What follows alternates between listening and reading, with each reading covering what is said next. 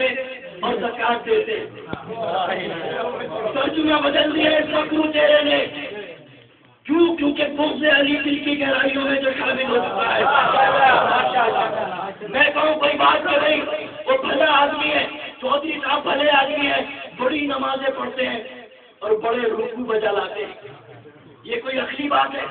یہ کوئی منطقی بات ہے؟ بھائی جب چودھری صاحب بہت نمازیں پڑھتے ہیں تو رکوع تو بجا لاتے ہی ہوں گے، کہنے کی کیا ضرورت ہے؟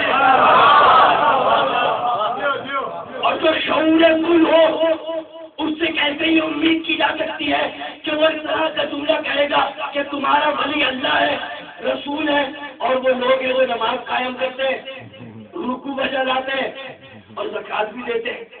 تو یہ ترجمہ نہیں ہوا، ترجمہ اس نے بدل دیا.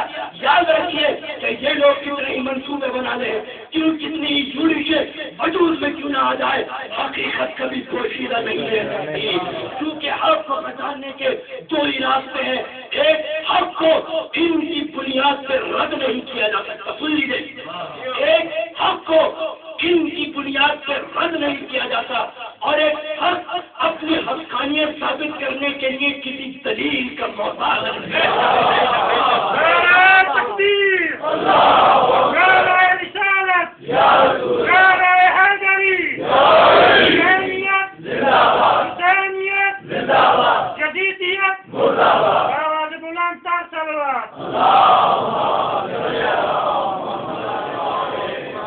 حق کو پہچاننے کی دو ہی پیمانے ہیں. ایک تو حق کو علم کی بنیاد پہ رد نہیں کیا جا سکتا، اور ایک حق اپنی حقانیت منوانے کے لیے کسی قاری دلیل کا محتاج نہیں ہوتا.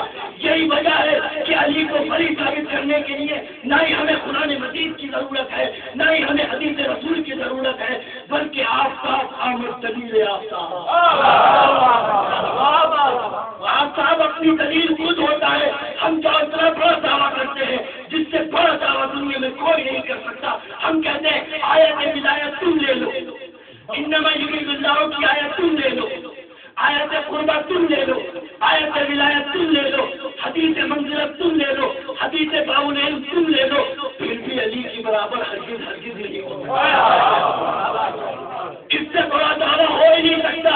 تم ساری وہ آیتیں لے لو جو ان کی شان میں نازل ہوئی ہے، تم وہ ساری حدیثیں کر لو جو ان کی شان میں نازل ہوئی ہے، مگر پھر بھی تم محمد و آل محمد کا مقابلہ اس لیے نہیں کر سکتے کیونکہ اگر تم نے ان آیتوں کو جو ان کے حق میں نازل ہوئی ہے، ان حدیثوں کو جو ان کے حق میں نازل ہوئی ہے، کسی اور کے حق میں شامل کر لیا تو قرآن کے متن اور حدیثیں مشکوک ہو جائیں گی. کیونکہ یہ دعویٰ ہوگا، دلیل نہیں ہوگی. تم یہ کہہ سکتے ہو کہ فلاں بہت بڑا بڑے خط کا چھوٹا صحابی باب العلم ہے، تم یہ جھوٹ کر سکتے ہو، تو یہ دعویٰ ہوگا، دلیل کہاں چلاؤ گے ان کی بھائی؟ اس لیے چونکہ اگر خوشبو ہے اور گل کا انکار کر دیا، اگر روشنی اور تمازت اور حرارت ہے، سو پریشانیاں ہے، اور اگر سورج کا انکار کر دیا تو اللہ کے نظام ولایت سے بغاوت لکھا جائے گا. نظام ولایت سے یہ بغاوت لکھا جائے گا اگر تم ان تمام دلیلوں کے ہونے کے باوجود ان کی حقانیت کا انکار کر دو. اس لیے کیونکہ ان کی ذات مطہرہ قرآن مجید کی محتاج نہیں ہے، حدیث کی محتاج نہیں ہے، بلکہ قرآن اپنی ترجمانی میں، حدیث اپنی ترجمانی میں لسان اللہ کی محتاج ہے. یہ محتاج نہیں ہے ان کے. قرآن مجید مشکوک ہو جائے گا اگر ان آیتوں کو اور ان حدیثوں کو کسی اور رخ میں پھیر دیا. اس لیے اگر تم نے ان تمام دلائل کے ہونے کے باوجود ان کی حقانیت اور ولایت سے انکار کیا تو حضور تمہارے ساتھ ساتھ تمہاری ماں کا بھی محمد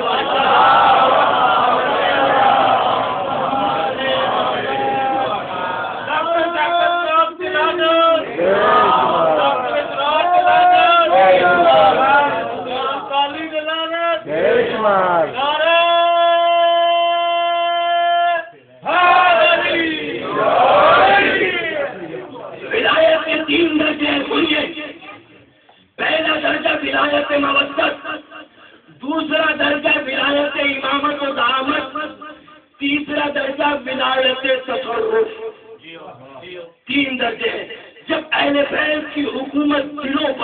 ہے تو کہتے ہیں ولایت مودت،